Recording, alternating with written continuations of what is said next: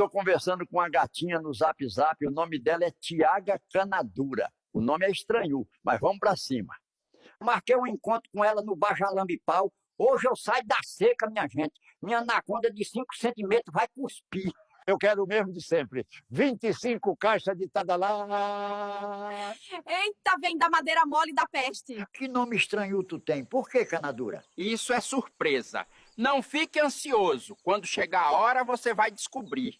Minha gente, eu vi ela mijando. Mas a bicha é diferente. Ela não mija sentada, não. Ela mija em pé. O que vocês acham disso? Vamos entrar, velhinho. Agora tu vai conhecer minha terceira perna de 80 centímetros. Eita, mulher que fala bobagem. Vamos que o Tadalá já tá fazendo efeito. Oxente, o que é isso me cutucando? Tu é homem.